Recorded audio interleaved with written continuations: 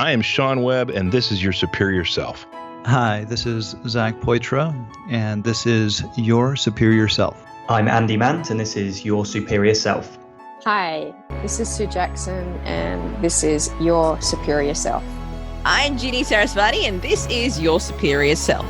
What's up, everybody? I'm Aubrey Marcus, and this is Your Superior Self.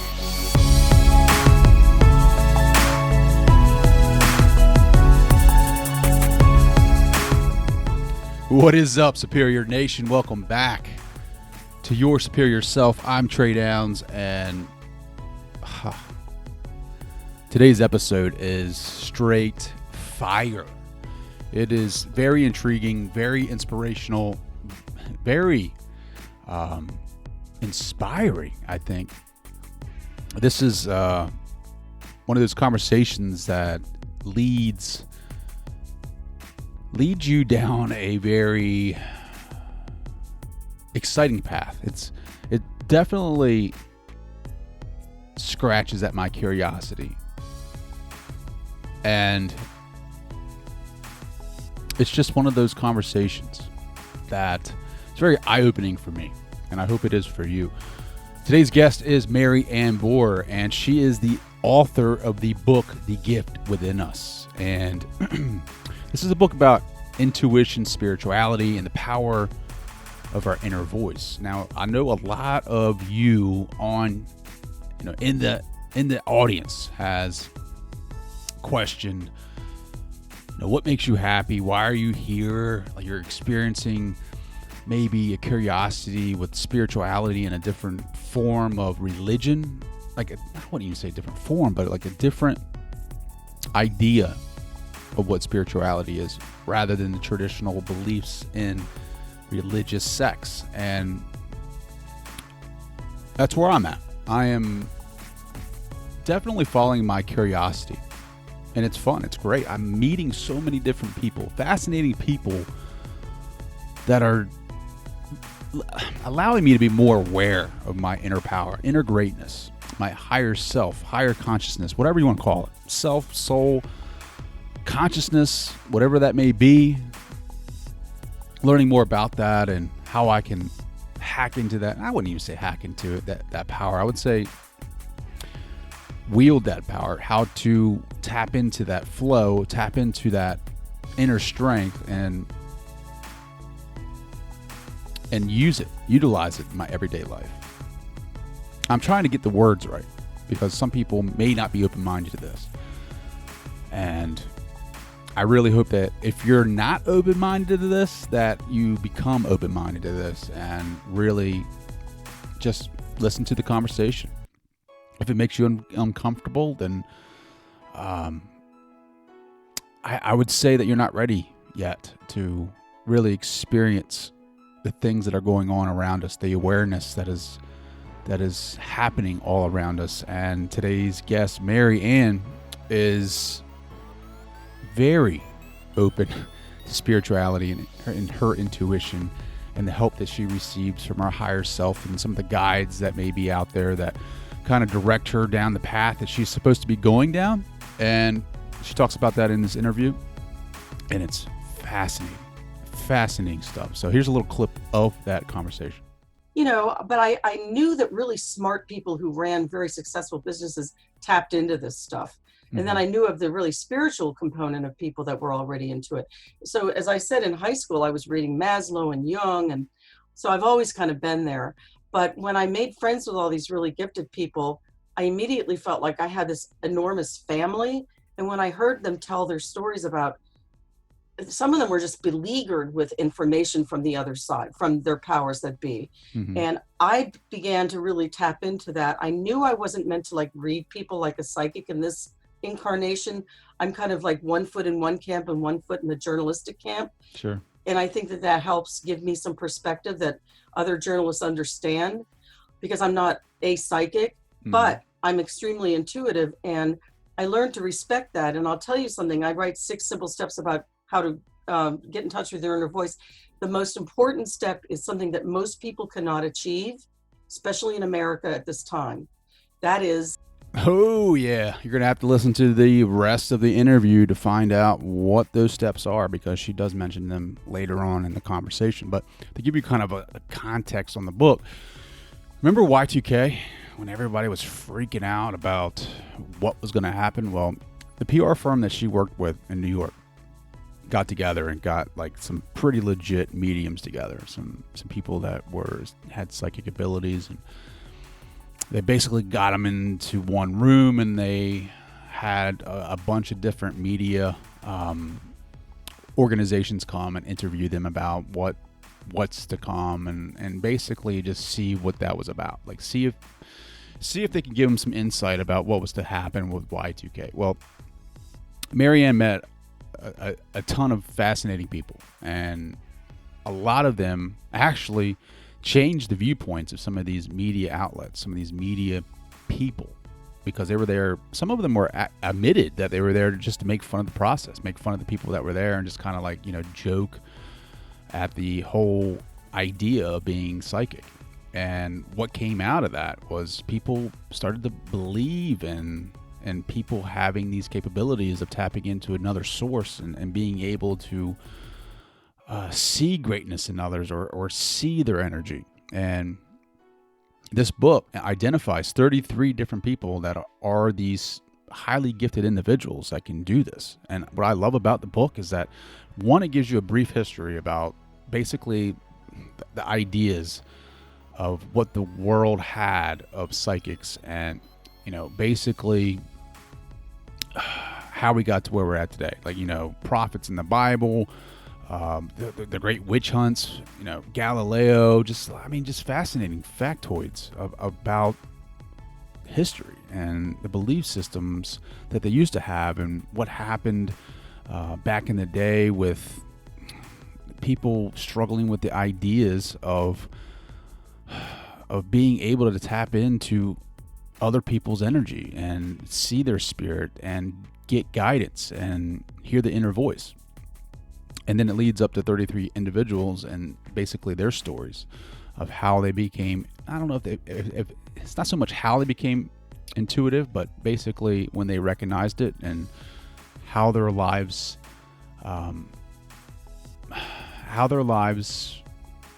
unfolded for them and where they're at today. And I love it. Like I haven't been able to put it down, just because it's a great resource. It's a great book that will explain to you these individuals' stories, and it shows you basically that there are people out there that are able to tap into another source and give us some enlightenment. And I would highly suggest that you don't balk at this. I would highly suggest that you have an open mind, get the book, read the book, and see it for yourself, and just have an open mind to this. Like it's just a really good resource. And I'm very thankful that Marianne wanted to come on the show. I'm very thankful that I was able to meet her, and I'm very excited about where the rest of this book takes me, because I'm finding out some very interesting stories. I'm finding out some possible guests that I would love to have on the show and talk about their stories. So I'm very thankful that Marianne sent me the book, and I'm very thankful that I was able to get connected with her, because some of these resources are just inspiring.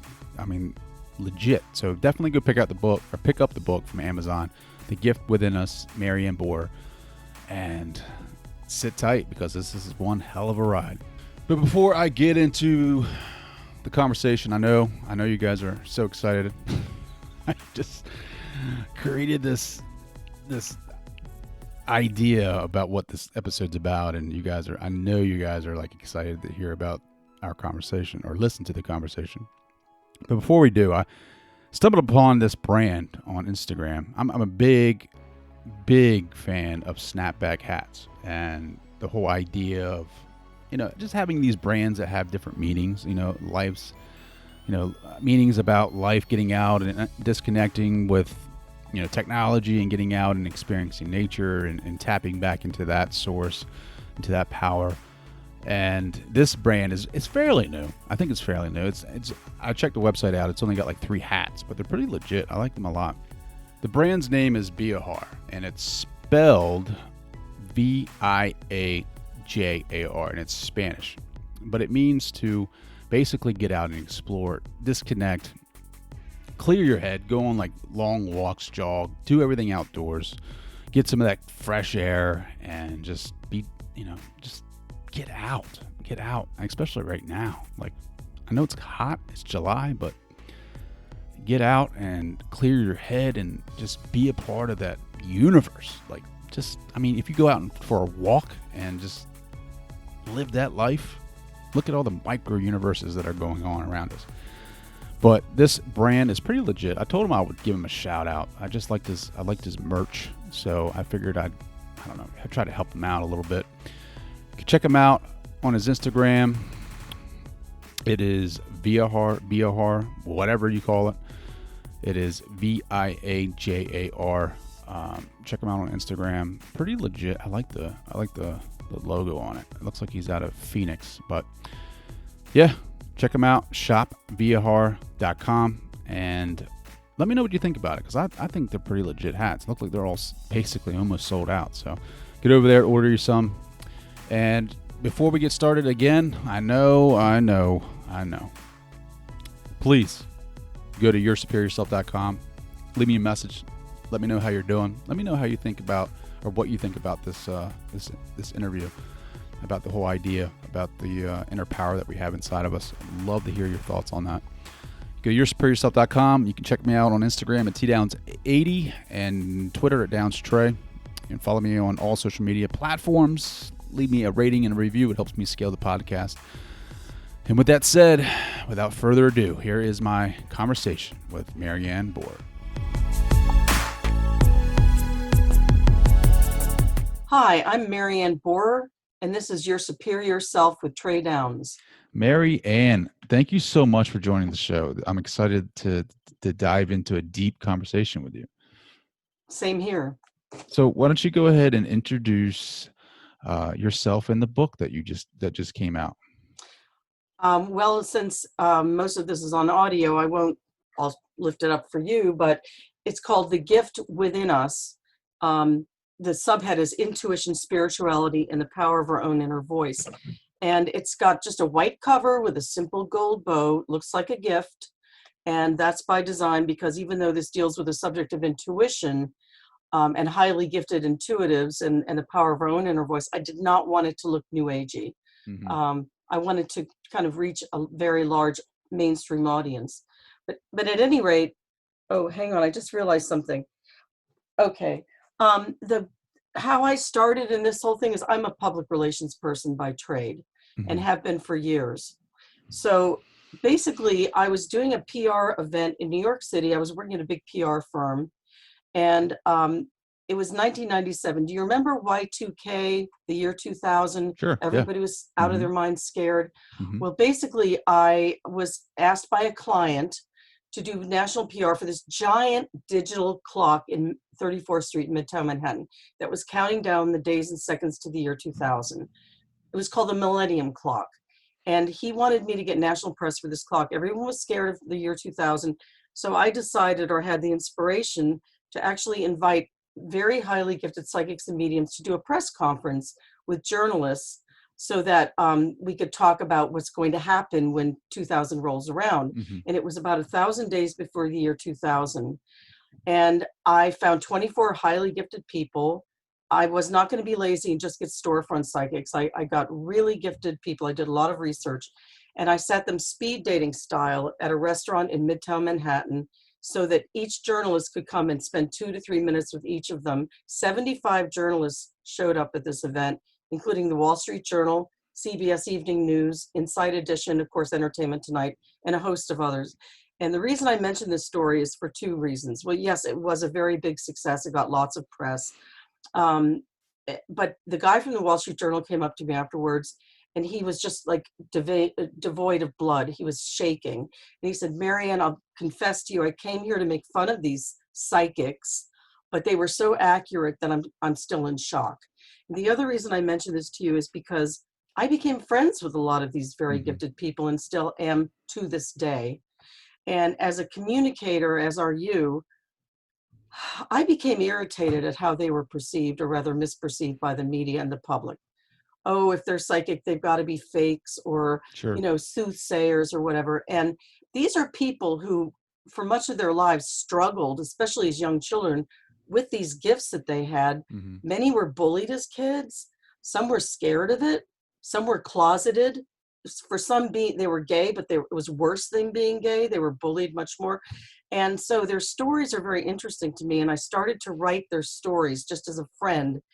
And I have 33 now profile chapters of very highly gifted people, mostly from the United States, but also from Australia and England and Germany and India and other places. And their stories are all very different. But I wanted, or I say I a lot, but basically it's kind of like I was drafted to do this. I started to write stories about my friends so that people would understand that they just look at the TV and see a couple celebrity psychics. Oh no, there are some really gifted people out there that they're normal people. But also when people say we're all psychic, I kind of balk at that because it scares people. Not everybody has the level of ability of very highly gifted psychics, okay? It's just like any talent. We all can sing, but how many can sing like Adele? Not many. But each and every last one of us has access to this divine wisdom, divine guidance, just by listening to our own inner voice. So that's kind of the second part of this. It's, yes, let's change the way that people with these gifts are perceived so that we're more open to understanding that we also have a connection that's right at our fingertips. As long as we keep looking at these people like freaks, or that there's something crazy about them, we're not going to be open to our own intuition. And that's the subject of the book, The Gift Within Us. Sure. No, I agree with you 100%. I think a lot of us are just still asleep, right? Like we're all just kind of sleepwalking through life, like with the ego just kind of driving us along and fate, telling us that they're in control, and in reality, we have no idea what we're truly capable of. You're talking about the inner power. So like I've been reading a ton of books recently, just in different areas that, trying to be open-minded to different things, like Zen meditation. Like I said earlier, the Seth books that I've been reading, and there was one Christian book that I was reading. I think it was like the Inner Castles by Saint Teresa or something like that. However, and all of these books are different backgrounds, and every single one of them talks about meditation and the inner power inside of us, and not necessarily how to unlock it, but trying to get our attentions to kind of look inside and know that, we're always looking for external things out there. Like we're always looking for those external rewards, that success is outside of ourselves. Like I've taken that idea and totally changed it, where I'm trying to tap into my inner greatness, my inner divinity. Like I'm trying, because I feel like that, like a part of God is there somewhere. Like I'm trying to access that. So I get up very early and I try to meditate, and I try to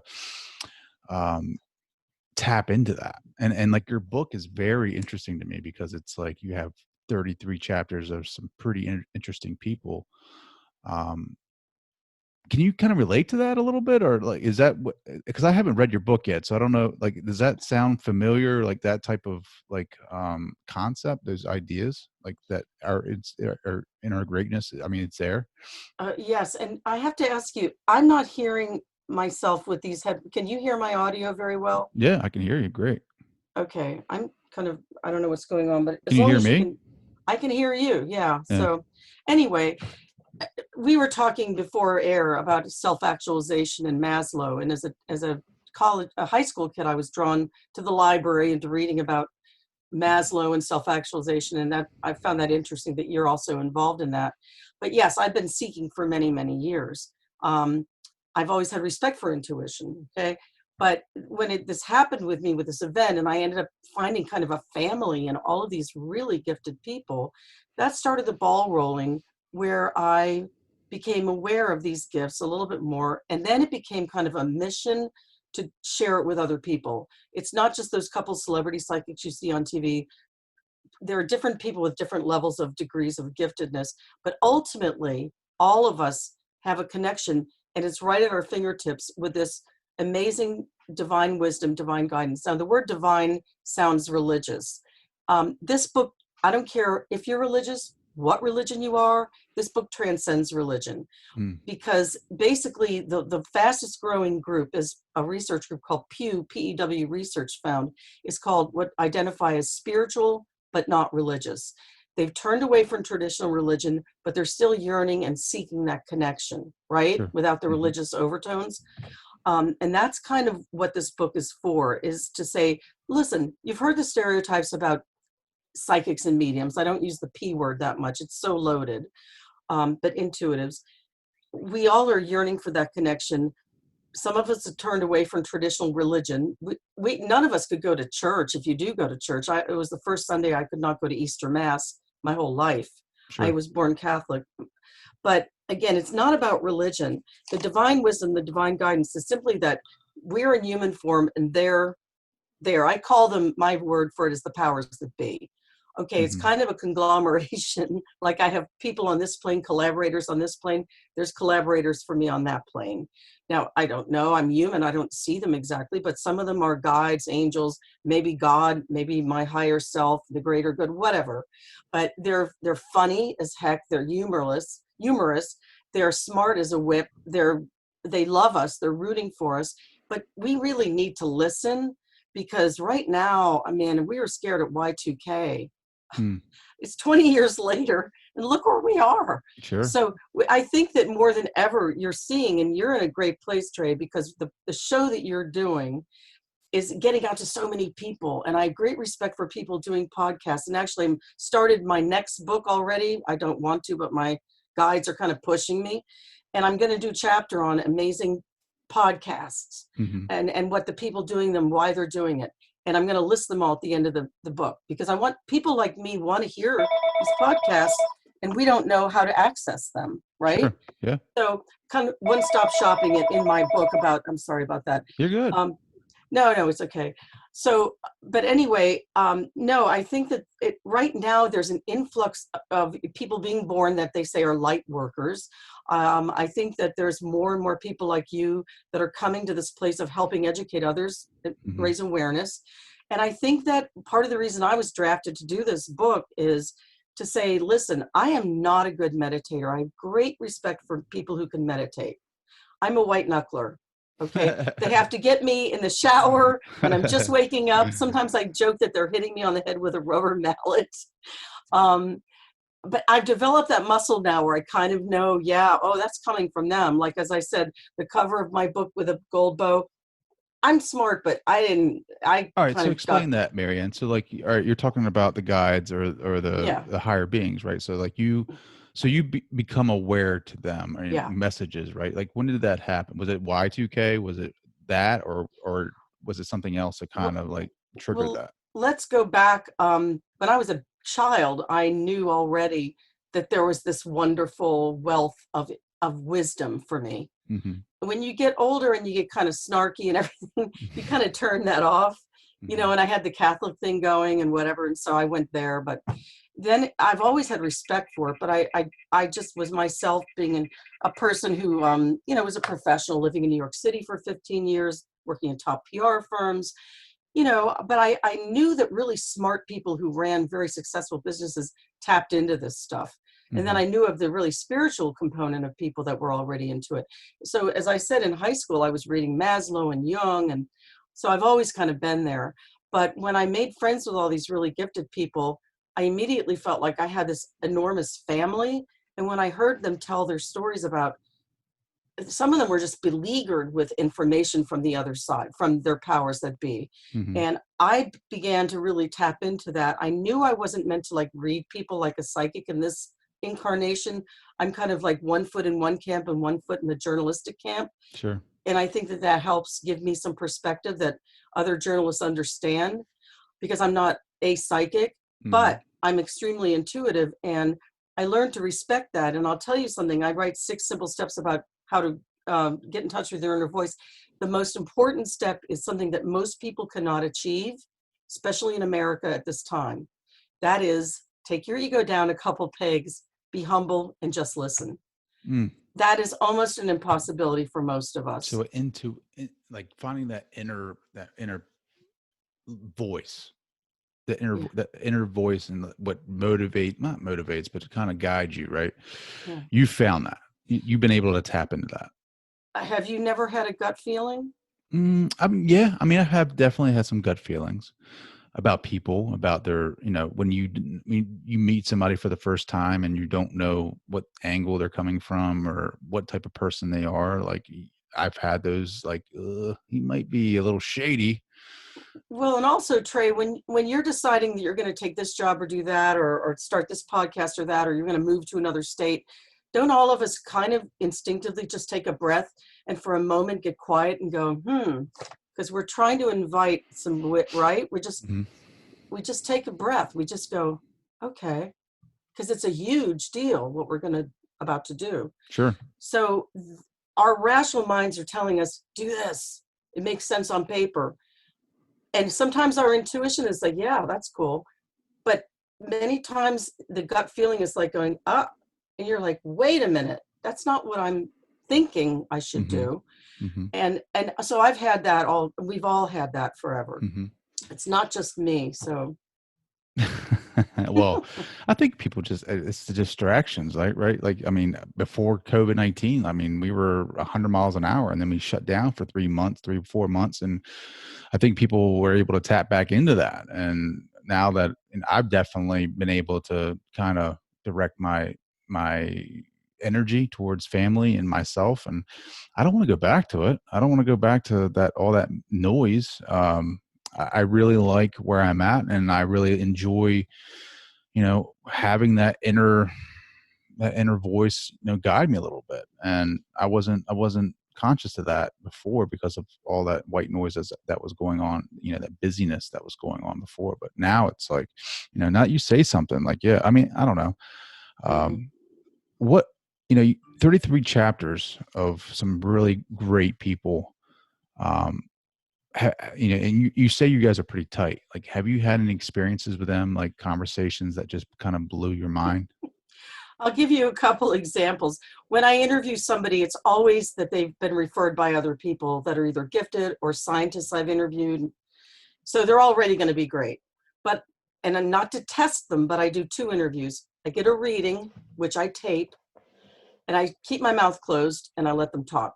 Then about a week later, I'll interview them with another taped interview, all about their life, growing up as children, etc., how they realized they were gifted. And then they impart wisdom that they've learned over their lives they want to share with others, which are amazing.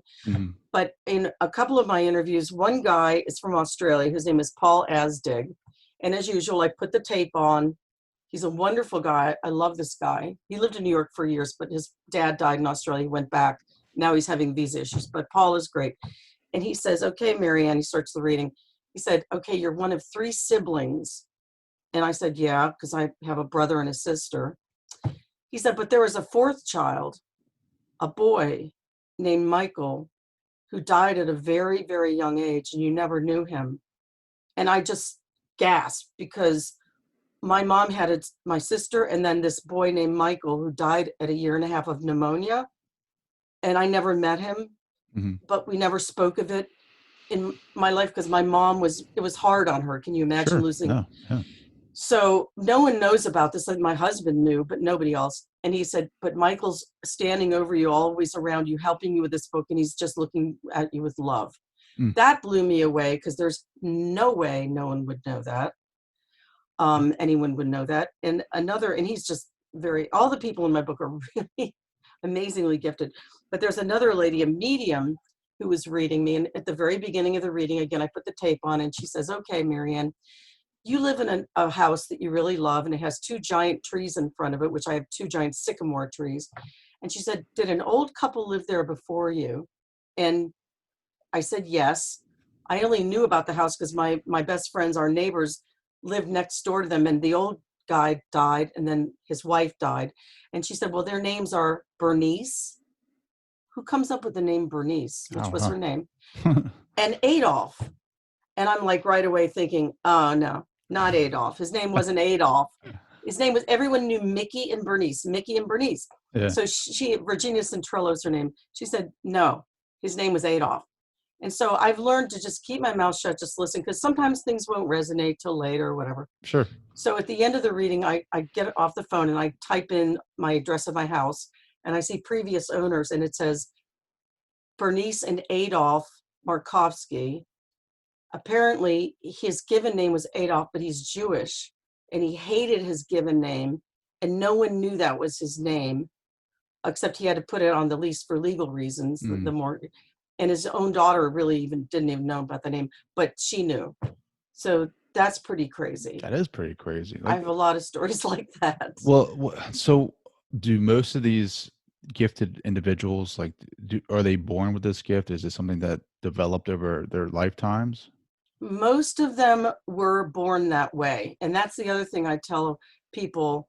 I have a gay individual, a few in my book, who grew up in the South named Eddie Connor. And he said, Marianne, growing up in the South as a gay guy, I got beat up all the time. But when I came out as psychic, it was 1,000 times worse.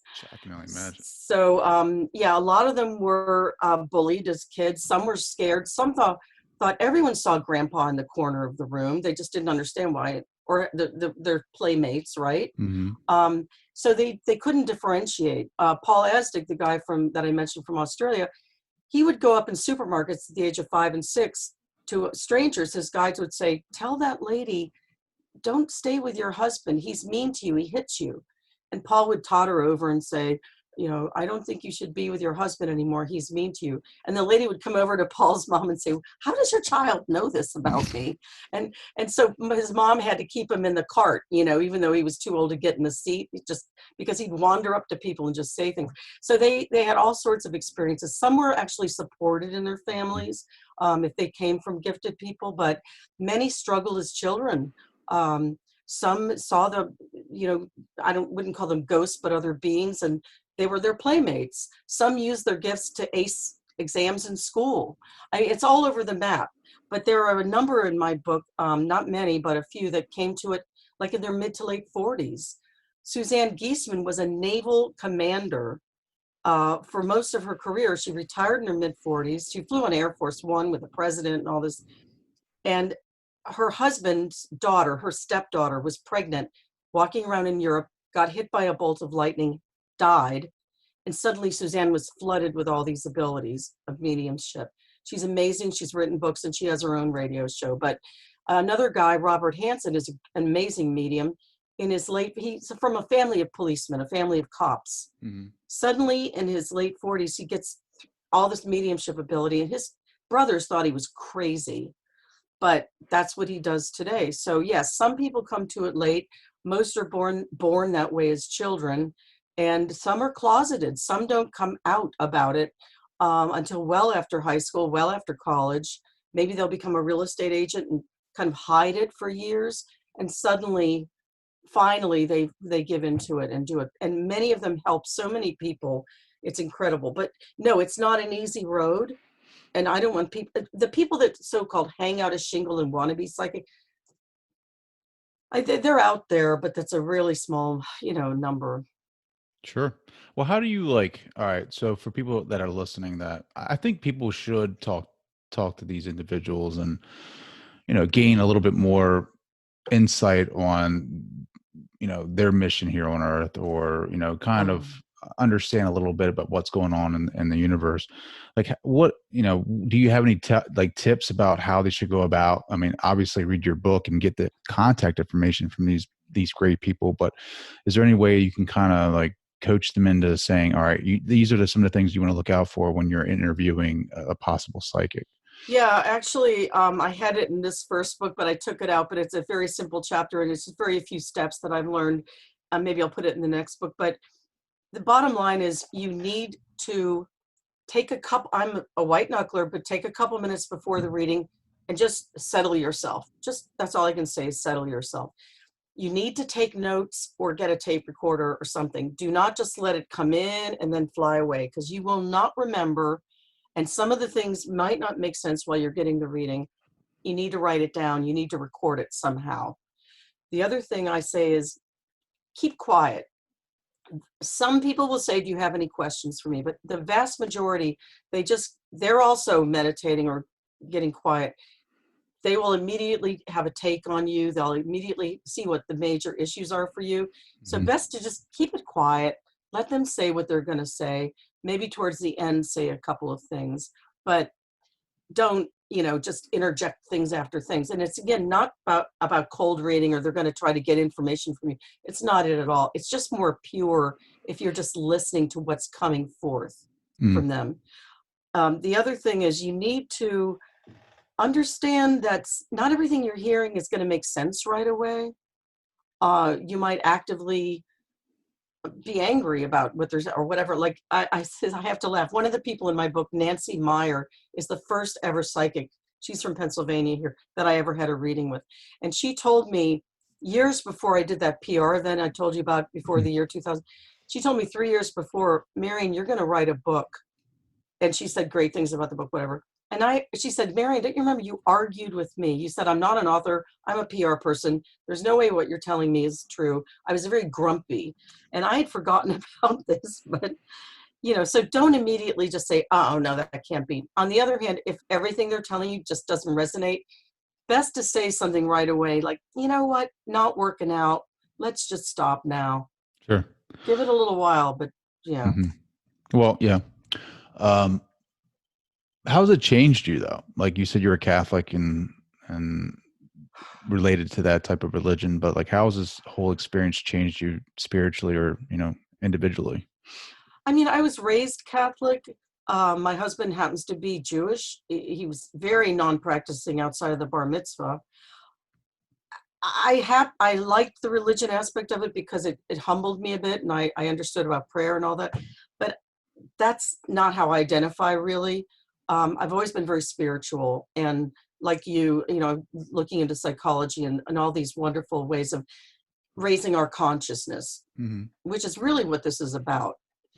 And how it's changed me, I feel I use the word blessed, that's a Catholic word, but I feel very honored to have been exposed to all of this stuff because as humans, as you may know, it's a school here. We're learning to expand our souls. So we experience bad things and good things, all sorts of things. But we're kind of wiped clean when we come here as far as when we pass on to what my friends call the non-physical. I mean, you don't really die. It's kind of a large concept to get into.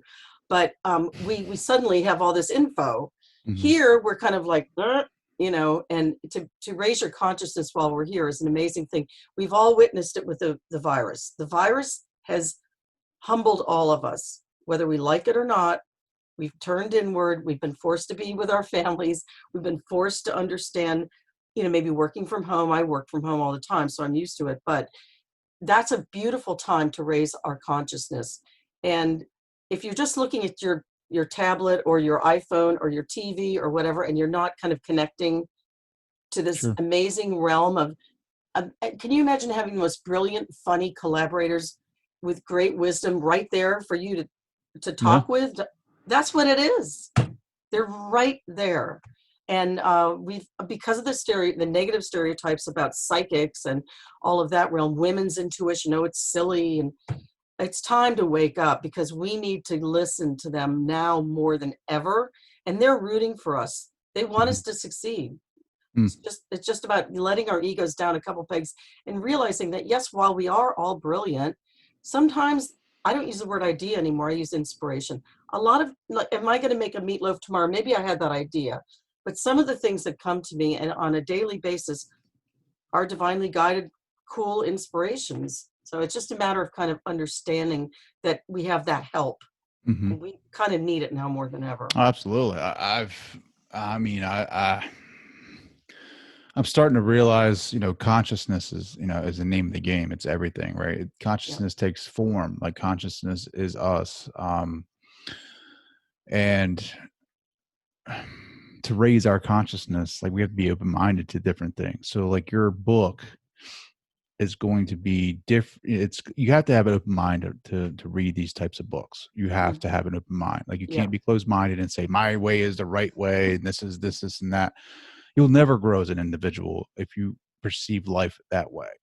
You're never going to be able to meet new people and accept their their beliefs or their experiences because you think your way is right. But that's all a part of the process. Like that awakening to that, right? Like at one point I was closed-minded. I'm Catholic as well. Mm-hmm. And I was closed-minded to the idea of reincarnation. I was closed-minded to that. That's not right. We're here once. We got to live the best life we can, and we go to heaven. Mm-hmm. And then I read Edgar Cayce, and Mm-hmm. I don't know if you read him or not, but he was a hardcore Christian. Read the Bible the entire Bible every year for his entire life. But he had a gift. He was able to go into some trance and diagnose people, or not diagnose, but help them get better. And then one thing led to another. And now he's giving like philosophical readings to people about reincarnation and I mean, just doing phenomenal stuff. And this guy believed in everything as far as what Christianity was. And he helped me understand about reincarnation and opened my mind to that. And then that, I started reading other books about reincarnation, and now it's kind of like I'm advancing. Like it's like that rubber band concept. You get a rubber band, you pull it, you pull it open. Mm-hmm. It never, it keeps expanding. It doesn't go back to the same size. And it's kind of like the same way with people. It's you keep pulling that rubber band, making it expand more, opening your mind to different ideas and concepts. And you'll never go back to that small, tight, narrow-minded, mindset ever again. I promise you that. And that's why I'm excited about your book, because 33 psychics are 33 people that have these abilities Mm-hmm. are like special gifted individuals that are just fascinating. Like that excites me, because it's like it's not just like one or two people, right? It's 33 people that can do this and be able to be very good at their jobs or be very good at their their talents.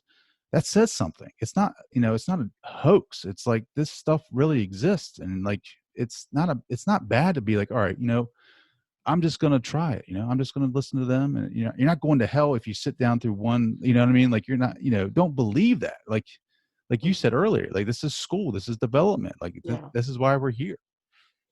Yeah, I have to say, now you can't judge other people. And there are some people who are listening to the show, most all of them, who are very informed audience. Love talking to that audience. Then there's people way over on the other side who will probably in this lifetime never get it. I'm not going to try to change their minds. I'm there to say what I'm saying. If they want to hear it, great. But that's where their souls are. There's this huge, vast audience, as I said before, spiritual but not religious, that are seeking. They want the light shown. I'm not going to church anymore. What can I do? It's not about religion. I want to expand my soul. And I was lucky enough to be given this kind of message from my powers that be that says, Marianne, tell them it's simple. It's right there. And I'll give you an analogy that they said to me. We have iPhones now. When I was younger, we had phones with cords, whatever. And, if you were raised Catholic, when you pray, people think if you're holding the phone up to your ear, you're speaking into it saying, okay, can you help me? I have this problem. And you're kind of secretly wondering, first of all, am I worthy of asking for this? And secondly, is anyone listening? But what I was given to tell people is that they also have a receiver in their ear, and they're waiting for us to connect with them. They want to communicate. And there's that earnestness and that energy about they want to connect with us now. That's one reason I believe the virus was happening. I was told by many gifted people, in 2020, something's going to happen, a sea change that's going to change our consciousness, raise human awareness. It's going to be painful, but it's going to be helpful, and it's also going to help the planet. Now, we didn't know if it was a terrorist attack. Nobody knows. You just keep living your life. But when this happened, instantly, I was like, oh, that's what they're talking about. We were forced to look inward. We were forced to kind of also ask questions because things are pretty scary.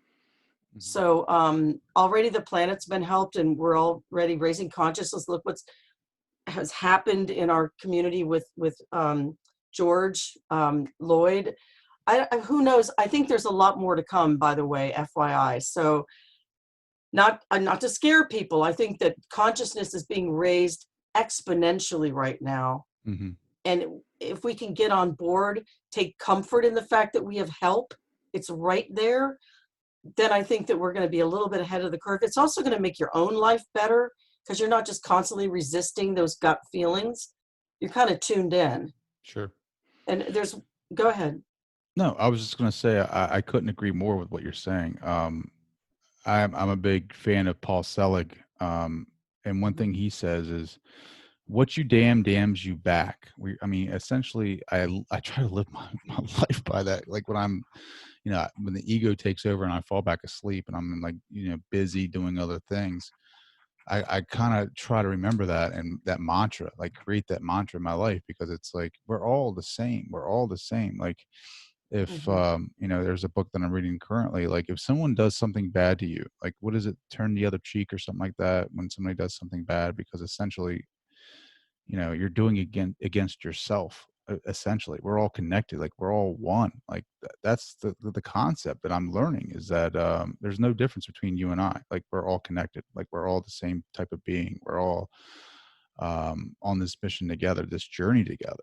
And it's awakening to that, and raising that consciousness, that energy level. Like these guys are able to raise their energy and like kind of turn into like a receiver of a radio almost, and like connect and listen to the guides and listen to them and help us out, because we definitely need it. But I think I was talking to another individual who's done some past life regressions, and they're saying like, I think this, I don't know how true this is, but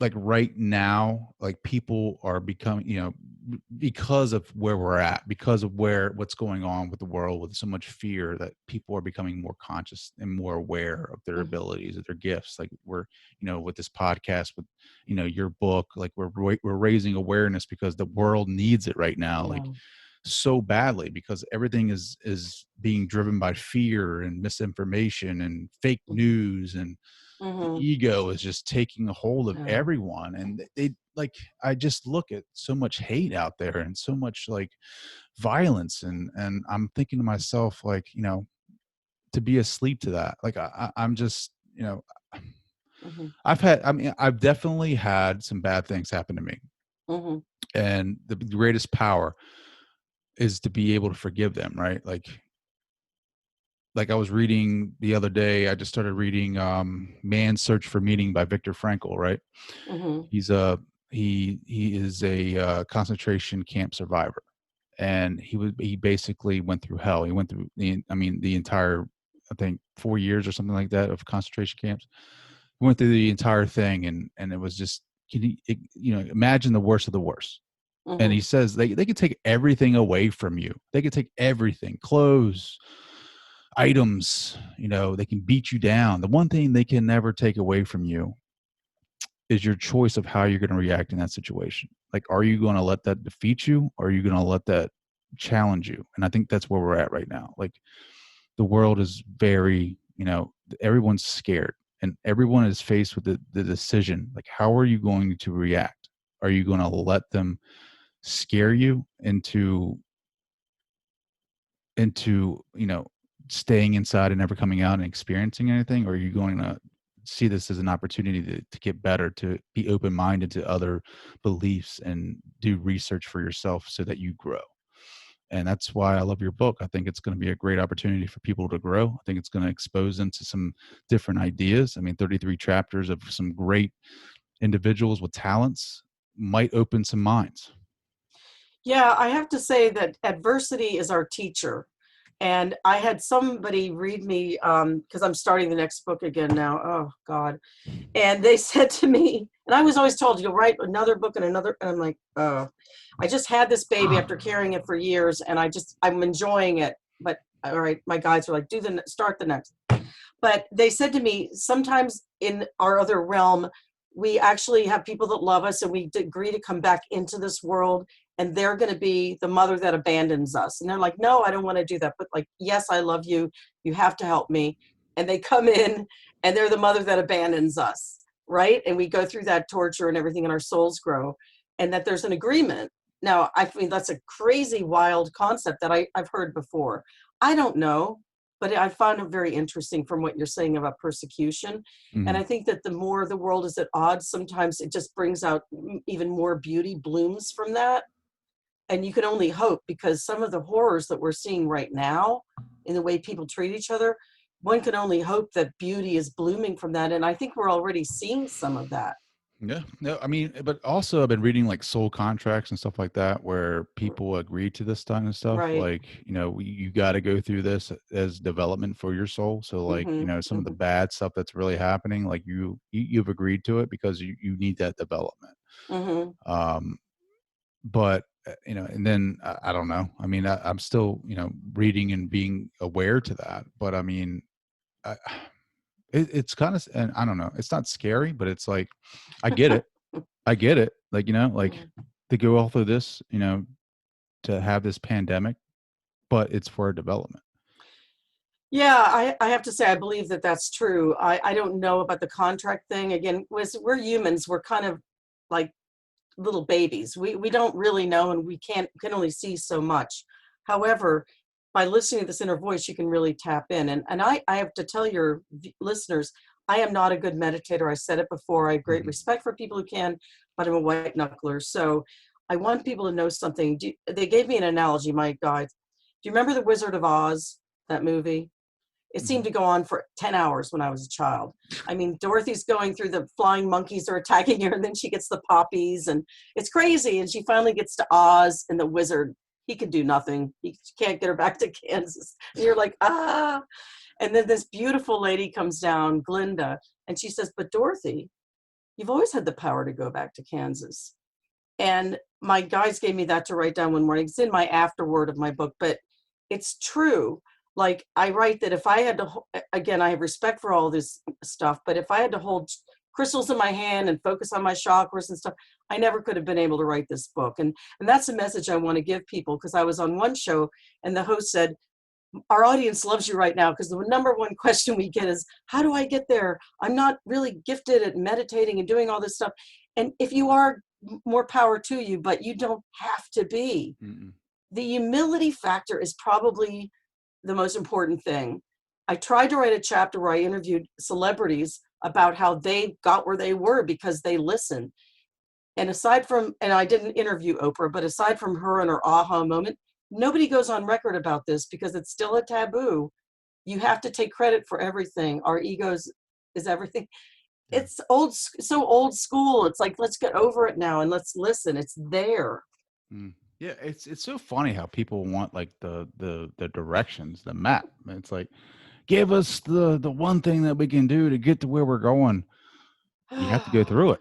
You have to go through the shit to get to the other side, and we don't know exactly what that looks like, but you'll know when you get there. Like, I mean, you just, like you said, like the inner feeling, right? Like, that if you don't know what the next step is, just do the next right thing. Like, I mean, that. Well, I have to tell you, Trey, that ask and you shall receive. It's an old, adage, but truthfully, a lot of people think I'm not worthy. And I say, ask for help. Like when I had my former agent, who was a lovely woman, she wasn't getting any books sold, not just mine. That's not her ability. So I parted ways and I thought, okay, I've written this book. Now it's just going to sit there. What's going to happen? So I looked at them and I said, okay, can you help me out here? What's next? I need some help. And then suddenly, like a week later, I get a call from somebody and they said, you should call so-and-so. And I called this person who's my new agent, got it done right away. Ask for help. Most of the time it comes. I don't know, somebody will call you, you'll see something written down. It's just freakish how this comes to you. That isn't to say, though, that there aren't times that my Archbishop friend calls desert of the soul. Sometimes, even if you ask, you're not going to get the answers. You're meant to struggle. It's like your kid skins their knee. You need to learn. That's how your soul grows. But most of the time, in my experience, if I've asked for help, some kind of wild doors open, things happen serendipitously that are like, whoa.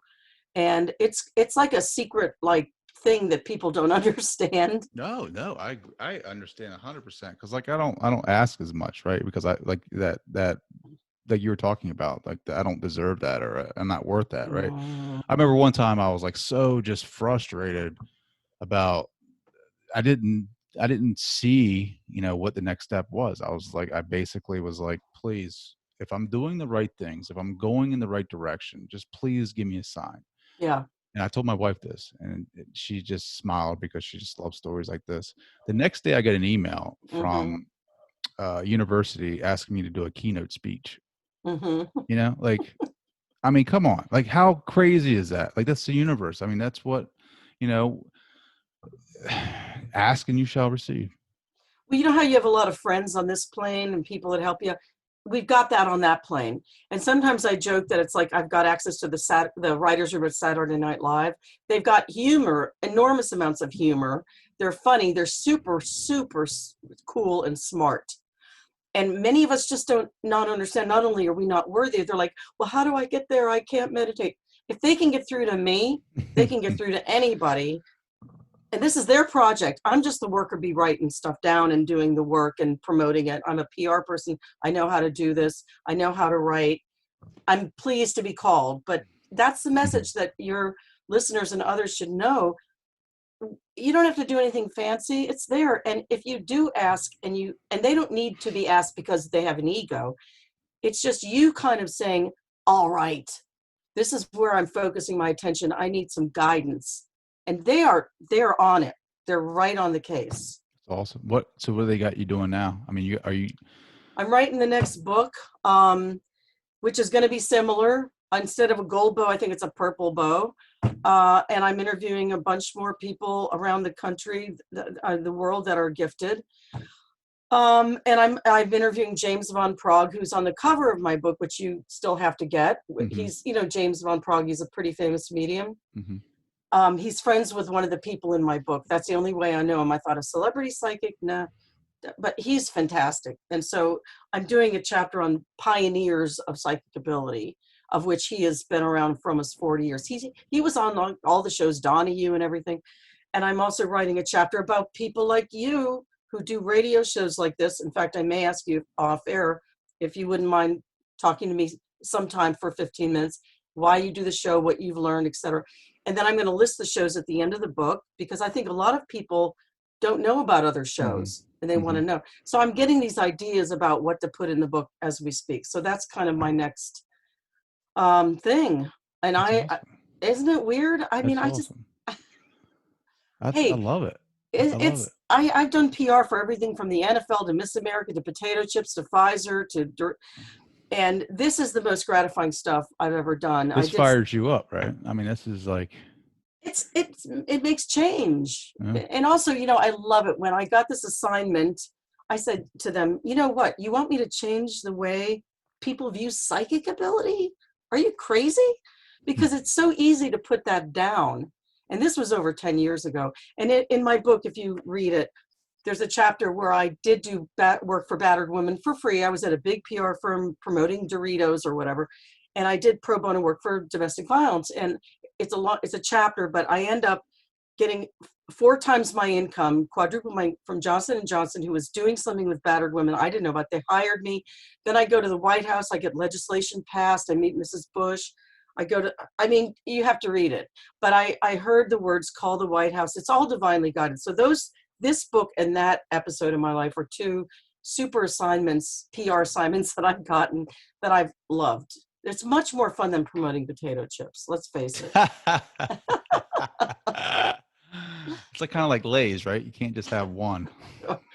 Well, and my PR assignment was to promote the light version of Doritos, light snacks. It's like you're eating snacks to have light snacks. But no, I honor being called to help do this. It's a lot of fun. It's my skill set. It's funny because my husband said to me, the book's only been out for 2.5 months, and it was #1 on Amazon's new releases for like a month and a half in the spiritual self-help category. My husband goes, "You're selling books." He goes, "Where's the money?" And I thought, money. I forgot about money. And I looked at my contract. I guess after 90 days, they send me money, or I don't care. That wasn't my motivation for writing the book.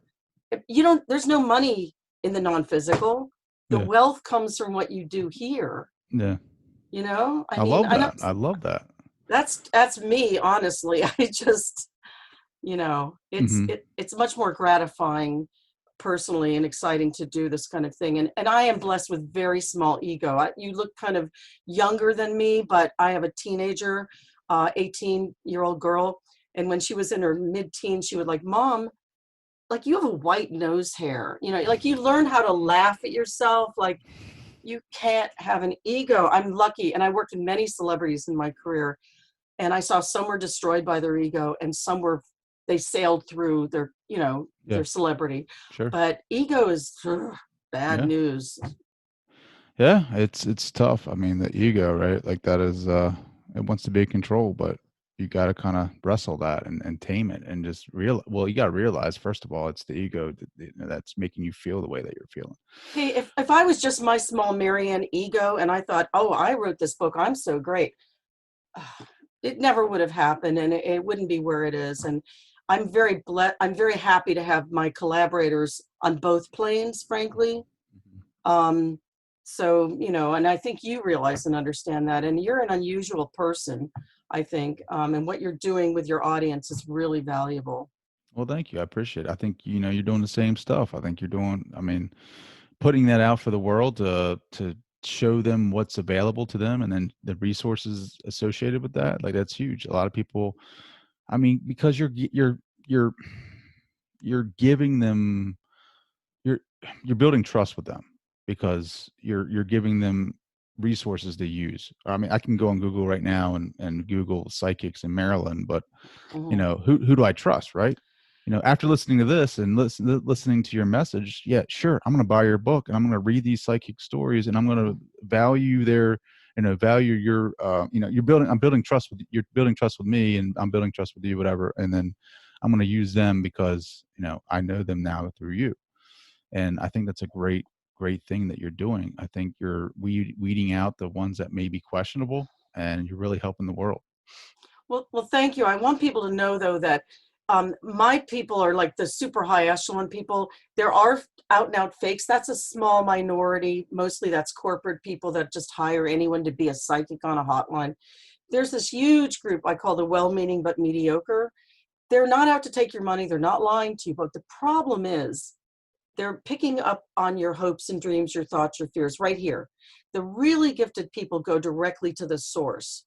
And you don't always hear exactly what you think you're going to want to know or hear. Sometimes it's better news. Sometimes it's not what you want to hear.